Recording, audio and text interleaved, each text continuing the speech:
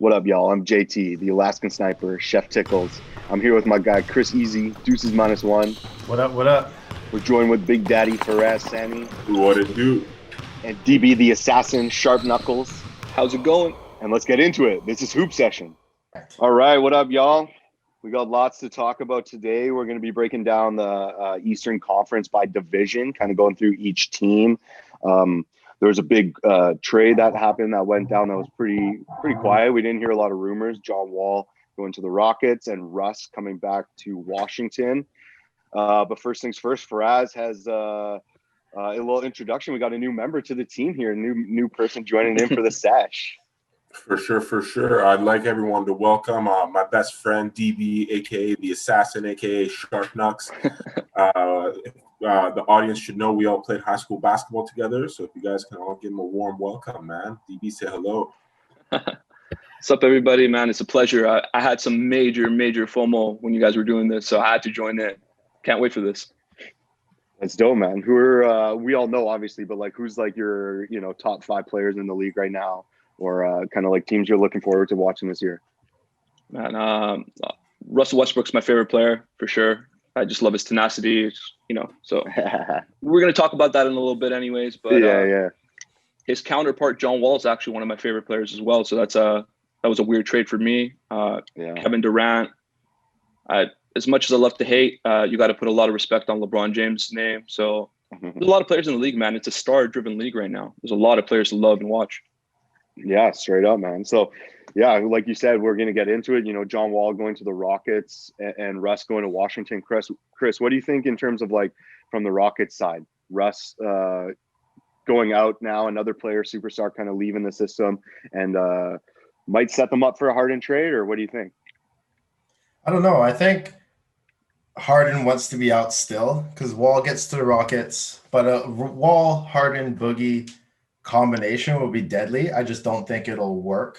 I think Wall and Boogie are good for Houston to keep long term, and they're looking to probably ship Harden off. If they're not doing well by trading deadline, I think Harden's gone. But then again, where are you going to ship somebody who has 35 points a game, who has such a strong contract that you need to ship back probably a bunch of other players? So you're basically overhauling your roster. So I don't know who wins this trade. I want to say Houston wins it, but I think Washington definitely wins it just because they get Beal and Russ in the backcourt with a young front court and Bertans, Roy Hachimura and Bryant. So I think you get Washington really improves. So it basically makes that Southeast division even stronger because Washington was just a pushover the last few years. So I'm excited to see what's going to happen. Yeah, that team's been pretty much injuries since their little rivalry there with Boston a couple of years ago, right? And I think you hit most of the points. If you're trading for Harden, you're trading to completely reassemble your team pretty much. So, DB, like you said, 2 of your favorite players. Where do you come out of this trade? So I don't know, man. At first, when I was thinking about it, I thought it was a somewhat of an even trade. Obviously their salaries match. A lot of things just ended up being even, in my opinion. But the more I think about it, Washington won this deal. Just straight up, Washington won this deal. Because you know what's going to happen with Westbrook. He's not going to let them miss the playoffs. It's not going to happen. This year, they're making the playoffs 100%. It's just not going to happen with Westbrook. And you really don't know what you're getting in Wall right now. I mean, we've seen him practice. He looks really good in his open runs. But is he going to be able to perform like that all 82 games? Right? Like that's a question mark still. Yeah, exactly. That is always the question mark. Russ is the more reliable option. I do think there was a pick involved there somewhere as well, Chris. Was it, I think, Rockets? The first round pick. Yeah. Say again for us? It was John Wall and a first round pick for Westbrook. Right. Yeah. So like you said, DB, Washington probably going to be, somewhere in that like 8-7 play-in tournament, something like that. So their pick won't be the greatest anyway. So I think Washington's set up, more for kind of like this is their squad now. Maybe another pick, maybe another piece if they could, but they're probably regretting getting rid of Kelly Oubre. But let's jump into breaking down the conferences here. heading into the season, just kind of we're going to take a look at like what do we expect from each team. The fact that they're going to be playing each other within their division 8 times is insane. So we're just kind of going to go through, talk about ceiling, floor expectations, maybe potential trades, kind of glaze over the trash team. So Chris, at the top of the Atlantic there, you got your most favorite team and your most hated team. So go ahead, bro. I'll start with Toronto Raptors. Or probably should say Tampa Bay Raptors for this season. Last year they finished first in the Atlantic, second in the East. Lost to my Celtics in that second round, or in the second round series. Was a longer series than I wanted it to be, but props to Toronto. They're a really scrappy team. I think they lost more than they gained this offseason. I mean, re-signing Freddie for 4 years, $85 million was huge. Like, I thought he was gone. I think a lot of people in the league thought he was gone, but props to them for keeping Freddie. The one trade I do see them potentially doing midseason, depending on how they do, is Lowry. I think Lowry will be shipped off. I don't know where. I want to say he might be shipped off to Philly just because that's where he's from and he probably wants to retire there. But that's the only move I can really see Toronto doing this offseason or this during the season. Losing Marc Gasol and Serge Ibaka were probably their biggest losses. But the good silver lining is that they went to the Western Conference, so they don't have to play them.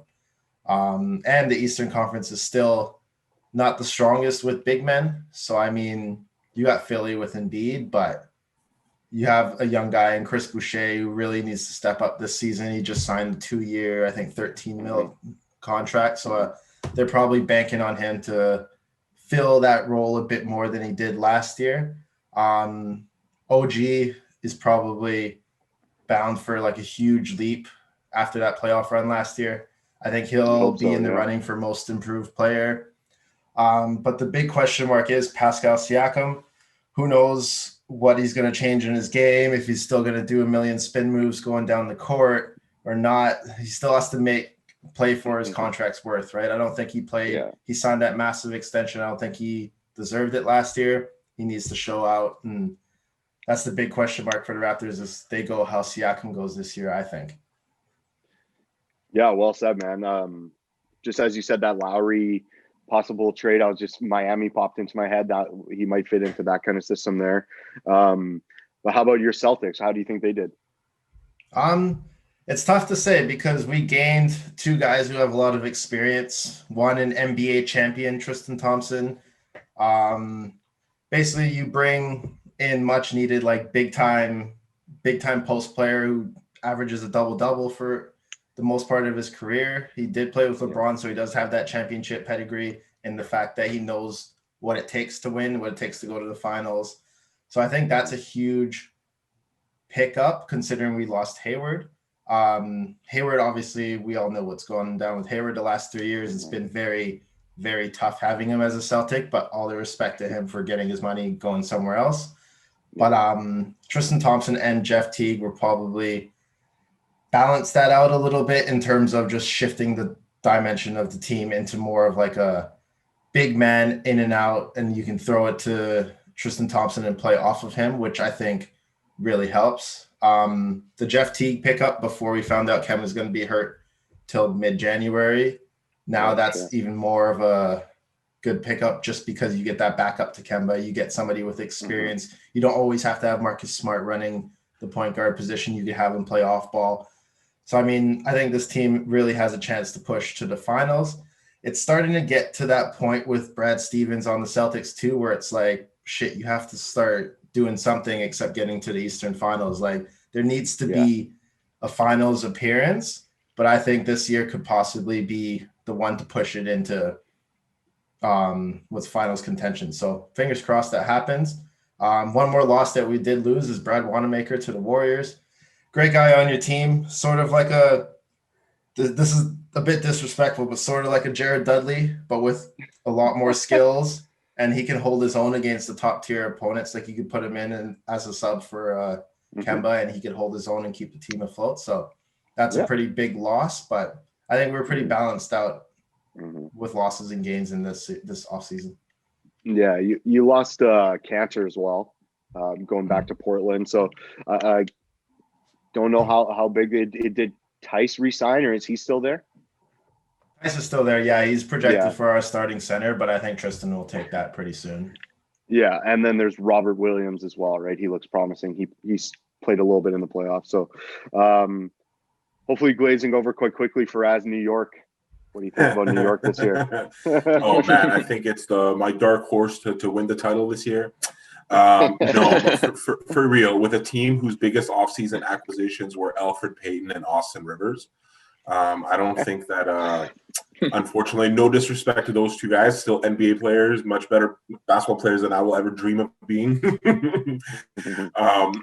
But I honestly don't think New York's going to be doing much this year. Their biggest addition, honestly, has been a head coach, Tom Thibodeau. I think that's been the biggest all-star move they've made. They still have a lot of good players, like they still got RJ Barrett, Kevin Knox, Julius Randle, who's an 18-9 still machine every night. But I think it's just they just have a bunch of random, just okay players, even if they're young.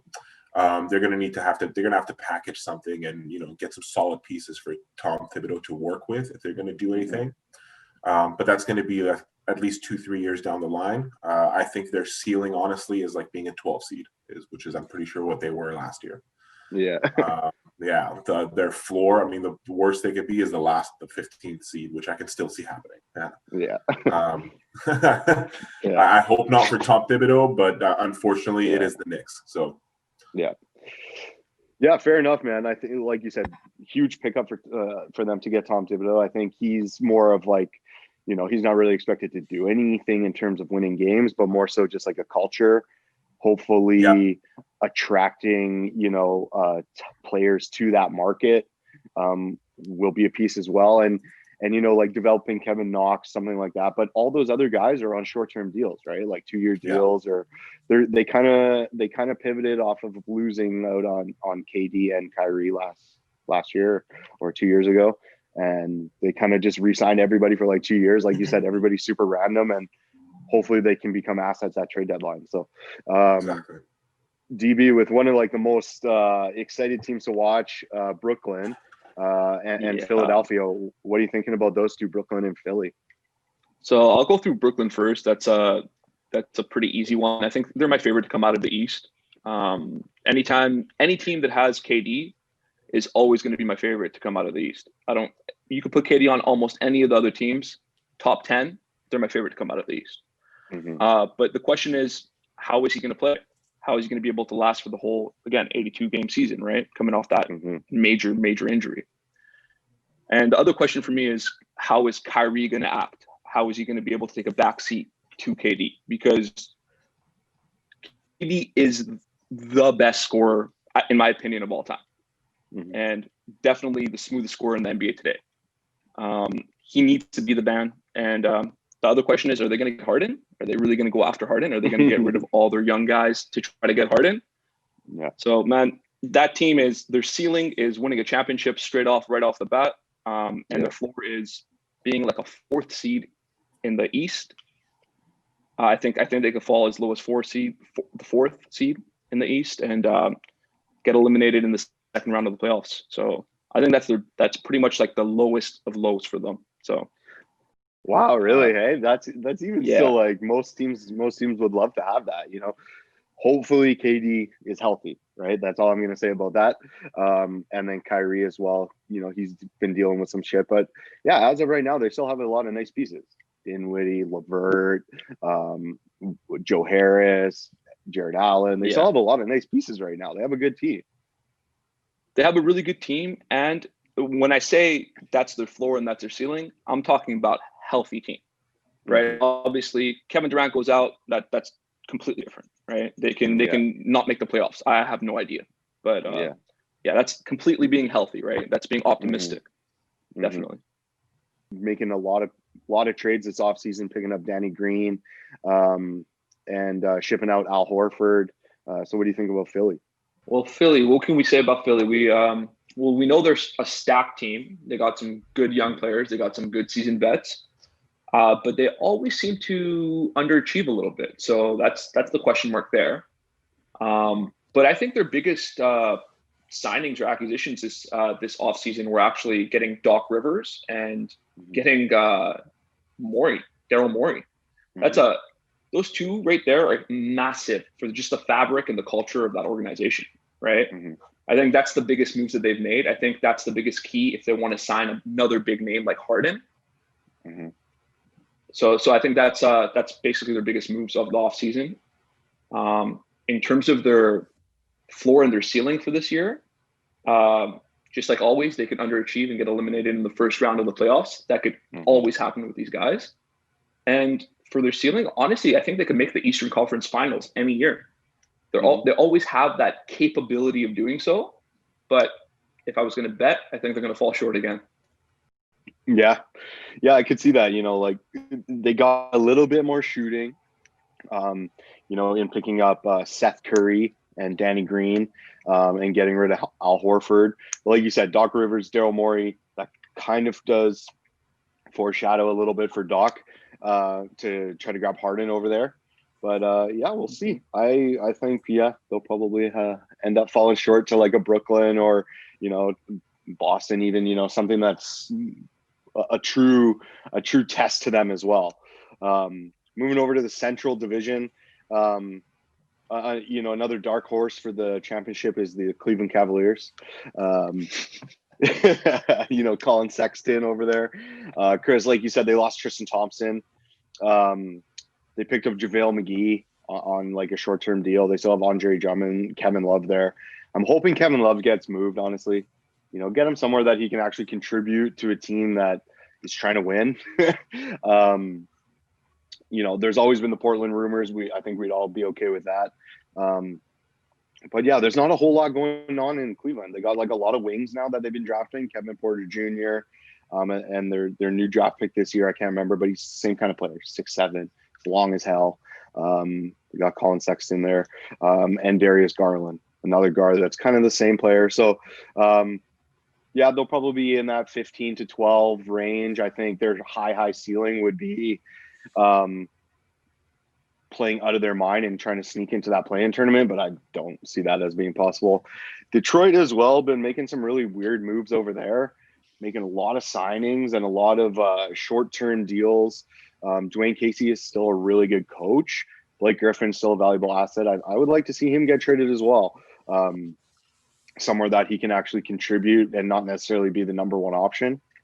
His contract kind of handcuffs that a little bit, but they got a lot of size there now. It seems like they got like 4 or 5 bigs that are just all kind of playing the same position. So same thing for them, honestly. I think probably move off of Blake at some point this year, and they'll be in that 15 to 12 range as well. So moving over, Chris, Indiana, what do you think over there? They made a couple moves as well.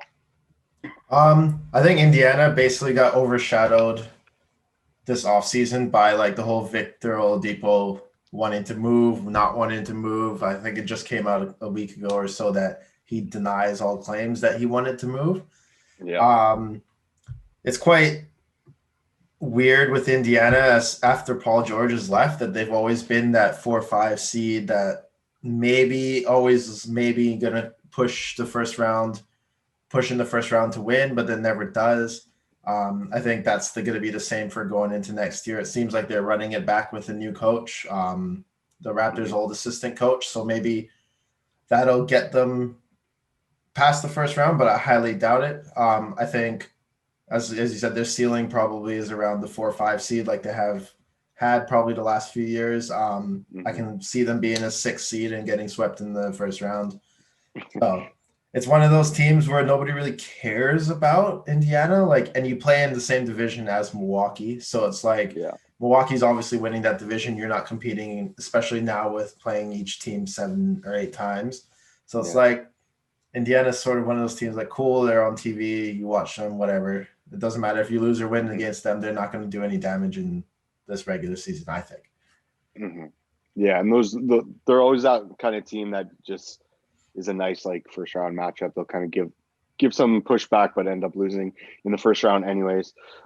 They still have some assets there with Miles Turner, and Sabonis was injured all of last year as well. So who really knows? They're kind of a weird team. TJ Warren, they have TJ Warren coming off of that unreal playoff performance, but bubble performance, but Bubble. Yeah. And TJ McConnell. That's true, yeah.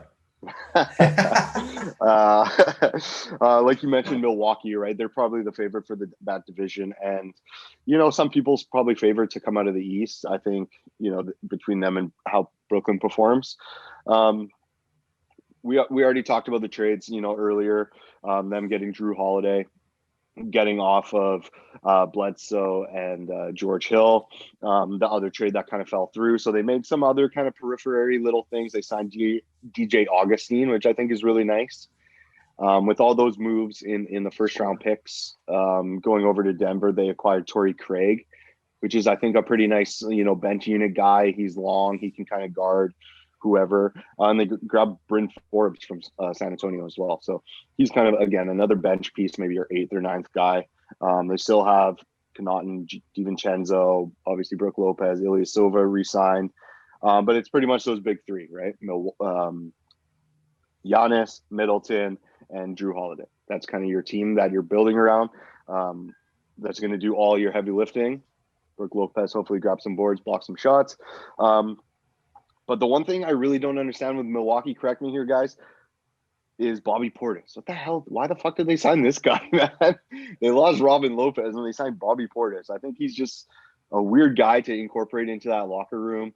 I guess he can shoot. He's a little bit of size, but you have Giannis. So, I don't know. And you have Brooke Lopez, and Robin. Well, you have Brooke and Robin on that team? Robin's gone. Yeah. So, I was kind of playing around with the trade machine there and seeing if I could make something work. Ultimately, I don't think Cleveland would ever say yes, but like a DiVincenzo, Torrey Craig, and their other young guy, DJ Wilson, and maybe some picks for Kevin Love. Like, I would love to see Kevin Love as kind of like their small ball 5 sometimes, or, kind of running with that Brooke, Giannis, and Kevin Love kind of trio, big rotation. So I don't think Cleveland would ever say yes to that, or if Milwaukee can even afford that. So anybody on Milwaukee? That team's going to be a powerhouse, I think, this year. If they can run smoothly. Yeah, Milwaukee's always going to be good. Yeah. I think picking up Drew Holiday is massive. I think it's really underlooked how good his defense is. I think that's a part that people don't really understand about that guy, is that he locks players down. He's going to be a problem. He's going to be a problem for sure. Absolutely. And I think he's just something that takes pressure off, right? Now Giannis maybe doesn't necessarily have to guard that guy or the help side, etc. I've been listening to all the Smoke podcasts recently, and they always ask toughest matchup, and 90% of the guys say Drew Holiday, which is crazy, right? The guy's 6'5". Obviously he's super strong, but I think what he really adds to is that, like I said, contrary to Bobby Portis, that locker room presence. Apparently, by all accounts, he's just a really dope dude. He's a really good guy. So, excited to see that. Then we got Chicago there. They had the number 4 pick. So obviously they made a little bit of moves here and there. But what do you ultimately think about Chicago there, Faraz? Chicago's another one of those random teams that wasn't really good last year. They came 11th. But they got some bright young players, they have some bright spots with some young players. They got Lauri Markkanen, they got Kobe White, who proved that he can ball. Zach LaVine is still there, who's still a bucket and still exciting to watch even after the injuries. Wendell Carter Jr. I think shows potential. Their 4th pick, Patrick Williams, to some people was kind of an unknown. They didn't think that they would maybe pick him that high. But from what I've been seeing from the scouting reports, it seems like Chicago went with the one player whose body was just NBA ready. He's 6'8", 225, and apparently they say that he's just built like he's just already ready to play in the NBA, which is going to be a pretty big plus, because a lot of players come in needing to develop into that body. I mean, he only averaged 9 and 4 in college, which is the first time a pick has been top 5 who hasn't averaged double figures in college. Wow. So he's got a lot to prove there. But they hired Billy Donovan. I think that's going to be big in his development. That's a very good coach. I think it's an upgrade from who they had before, from Hoiberg, which the players didn't seem to buy into that system. Yeah. But I think, honestly, the ceiling with this team, maybe they fight for an 8 seed. You never know. If they remain injury-free, they could be that random, exciting team who's just fighting for that playoff spot. Mm-hmm. But I can also kind of see them dropping kind of low and kind of remaining where they are. It's that weird team. They can also be 11th or 12th. Mm-hmm. Right now, currently, I don't think they have much potential to be higher than an 8 seed. Yeah, I think the one advantage they do have in speaking in that terms is the fact that they're playing Cleveland and Detroit 8 times or 7 times, right? So yes, even if you win 60% of those, that's nice in terms of standings. But yeah, again, like we said with all these other teams, staying healthy is the key, right? Lauri Markkanen's been having trouble. Zach LaVine had to rehab a knee at some point. But at the very least, those guys are trade assets, hopefully. I don't expect to see too much out of them, in terms of a team this year. So moving over to the Southeast Division, Atlanta made a shitload of moves this offseason. Yeah. They got a lot better. So Faraz, what do you think about Atlanta there? I think Atlanta's going to be the one we see make the biggest jump. They were 14. They were the second worst team in the East last year. I don't think they're going to be the second worst team in the East next year. No. They added their additions were Bogdanovich, Chris Dunn, Danilo Gallinari, Solomon Hill, and Rajon Rondo. I think in any offseason, that's a great those are some great additions to an already young team that had the names like Trae Young, John Collins, and Clint Capella. Mm-hmm. I was just looking at this and I saw maybe like a possible starting lineup of Trae, Bogdan, John Collins, Gallinari, and Clint Capella. That's not bad. Yeah, and it's quite solid. big too. That's a massive lineup. That is a massive lineup, but I could make it work. Honestly, another huge plus for their future was drafting Onyeka Okongwu. I hope I said that name right. Yes. With the 6th pick. Only reason being is that so many people seem to consider him to Bam, to compare him to Bam. I mean, that's huge, obviously. It's not proven yet. Speculations at best, obviously. But, I mean, that is a great player to compare someone to. If he has that raw athletic ability to be a player even close to what Bam is, I mean, that's amazing. Yes.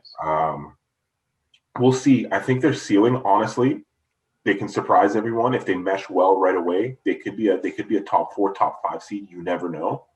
I think they're going to need 1 year together for all these players to kind of build that chemistry. I think regardless, they make the playoffs. But I feel like the year after, in 2 years from now, they should be a team that we really need to watch. Yeah, because all the points you made, but they also still have Cam Reddish there as well, who's going to get another year, right? They have Kevin Huerter, who's just going to get another year of experience. Those are guys, Reddish is kind of a 3-and-D guy, and Huerter's a fucking bucket getter. So if those guys can get some more experience, especially maybe with like some, a little bit of mentorship from Rondo, especially, but like a Gallinari, who's also just a bucket getter, I really starting to like that team as well. Yeah. To be honest, the Atlanta Hawks this year are kind of reminding me of the OKC Thunder of last year and how they overachieved, but a younger version. Yes. A younger version that has potential to kind of continue it further. So, I can see them sneaking in, coming into that 7th seed or that 6th seed and taking a 2 or 3 seed, like 7 games. I can easily see that happening and they could upset someone. It just depends, I feel like, on how well they can get that chemistry and right away. Exactly. Yeah, exactly, man. And then moving down, Washington, we already kind of talked about, was part of that big, huge trade that they have there. But they have some other nice pieces. They re-signed Bertans, which was a huge signing in terms of taking him off the market. DB, what do you think about Washington and your boy Westbrook, Bradley Beal there? Let's fucking go, man. Let's go. That is amazing. I mean, I'm excited for that team. I'm very, very excited for that team. I think Russell Westbrook's just going to come in bring that mentality of, nah, we're not going to lose. We're not a team that should settle for a 10th spot, 9th spot, 8th spot. That's not us. We're gonna be better than that. And they already have Bradley Beal, which is just one of the best scorers in the league at this point. Like, I honestly believe that Westbrook might lead the league in assists this year. Having Bertans, having like Beal, those guys used to kick it out to, and you just hit that three, like nice and easy. I really, really like this team just all together right now. I think the best part is Russ's relationship with Scott Brooks as well. Yes. I think they actually respect each other a lot, and that's big, right? Coming right in and knowing that that person admires your work and is willing to work around you, play around you, has the best intentions for you. That's big as a superstar coming into a new team, for sure. 100%. Yeah. And Thomas Bryant is a nice piece that they have there, who can kind of catch lobs from Russ, right? He'll be obviously a downgrade from Steven Adams, but a similar type player, who has some 3-point capabilities as well, actually. Again, I think they regret trading Kelly Oubre for Trevor Ariza, but their future does look bright. They got Rui Hachimura, who looks like a real player as well. Big body that will play well alongside Russ, I think. So over there in Charlotte with the number 3 pick, LaMelo Ball. Chris, what do you have to say over there? We didn't get to JT, man. I'm gonna have to bring you back on this one real quick. We didn't get the floor or the ceiling for Washington on that. Okay. Yeah. So let me just go ahead and spit that out as well. Floor, I think, is the 8th seed, first round elimination. Okay. I think the ceiling for them is like around the 6th seed, and surprising someone in the first round, getting to the second round and getting eliminated. As much as I love that team, I think the second round is basically where they're at. Right. Yeah. I think you don't think they can get to the finals with Washington the way they are right now. No, they're going to have to add some pieces, right? Yeah. I think they still need some more. I mean, I wish I could just say Westbrook's going to come in and Beal and him are going to gel so well they're going to make it straight to the finals. But no, I think the second round is where they're really looking at for this year. Yeah, because they'll need to get through at least 2 out of Brooklyn, Boston, Milwaukee, Philly. They've got to beat at least Philly. 2 of them. Yeah. Right. Yeah. So yeah, it's a big ask. Yeah, it's a very big ask. Exactly. Yeah. So Chris, what do you think there, LaMelo Ball? I think LaMelo Ball is a good pickup for Charlotte, but I think Gordon Hayward is the biggest pickup they got. Just veteran experience. You did give him a bit too much money, I think. If you're Michael Jordan, you sort of splashed a bit too much cash on Gordon Hayward, but if that's what it was to get him to your team, I think that's needed. This team is very guard heavy. You got Devontae Graham, you got Terry Rozier. Now you add LaMelo Ball and Gordon Hayward. So I think they will be a fun team to watch. They'll be a fast team to watch, but it's just I don't think they can compete with many of the powerhouse teams in the East. They might be able to steal a couple games here and there from the Milwaukee's or the Celtics or the Raptors or somebody like that. But I don't think they have the strength and the core power you need down low in order to compete in a playoff series. Ceiling for this team, I'd say sneak into the playoffs 7, 8 seed, but probably lose in a play-in tournament. So that's where I'm putting Charlotte right now, as we see. But I'm very interested to see how this team goes with adding another. You basically have 3 point guards now in LaMelo, Terry Rozier, and Devontae Graham. So it's going to be interesting to see how that works out. Yeah, exactly. So, like you said, hopefully they make a move or try to acquire another big somehow to kind of run with those guys. That's definitely a nice little core. Gordon Hayward's still in his prime. With all these injuries, he's 30, 31, something like that, and he got fucking paid. So, good for him. Down in Orlando, there, I talked a little bit about their draft pick, Cole Anthony. So I'm really excited to see that. They've been kind of trending, in the right direction the last couple of years, and they just kept getting screwed with injuries, right? Aaron Gordon's always kind of injured. Jonathan Isaac, I think, tore his knee last year. But yeah, like I said, they have, like I said in the earlier episode, they have a lot of those guys who are 6'10", with like a 7'3" wingspan with Mo Bamba and Jonathan Isaac, Aaron Gordon. I think there's probably a move to get Aaron Gordon out and maybe get another guard or maybe some sort of asset that they can work with in the future. You know, like I said, they have Cole Anthony and Markelle Fultz as kind of your backcourt. I'm actually quite hopeful about that. You know, in the East, I could see that backcourt being, you know, somewhat successful in terms of, you know, maybe going to the second round at some point. But for this year, they probably maybe jump up a little bit. Maybe they're like a 7th seed this year, and you know, maybe win a couple games. But that's probably it for them. I don't expect too much out of Orlando, as much as I actually do like them. So Nick Vucevic, obviously got to mention his name when you're talking about Orlando. He's good. Evan Fournier still a scorer. Terrence Ross still a scorer. They still have some pieces there. So last team on the Southeast there, Miami. Faraz, what do you have to say about your boy Jimmy? Yeah, I mean, Jimmy's going to be Jimmy, man. Jimmy will lead that team. Miami, if you look at it, is essentially the same team as last year. They lost Jay Crowder, which is big. He really did play an important piece for them on that run to the finals. Mm-hmm. But if you look at it, they did gain Avery Bradley and Mo Harkless, which I think on paper at least is a net gain. Yet to be seen what happens in actual gameplay. Both those dudes are prone to injuries. I mean, Avery Bradley always gives it 110%, but Mo Harkless sometimes seems like he doesn't. But we'll just see how they mesh into that system, because you won't last in Eric Spoelstra's system unless you're always giving it 110%. But the only thing with Miami here, Tyler Herro really needs to kind of advance as that scoring option, as that legit scoring option, which they think he is. Because honestly, Jimmy's the leader of the team. He does everything, but he's not that guy to go out and score 25 to 30 every night. Mm-hmm. I just think his game isn't best utilized when he does that, and he knows it, and he just doesn't want to do it. Yeah. Ceiling, to be honest, with Brooklyn coming into the picture now, Miami at most, I think, gets to the Eastern Conference Finals. Floor, though, I think they're still at least a top 5 team in the NBA. I think they're going to come top 4. They have Eric Spoelstra, who's just proven to be, honestly, an elite pedigree coach.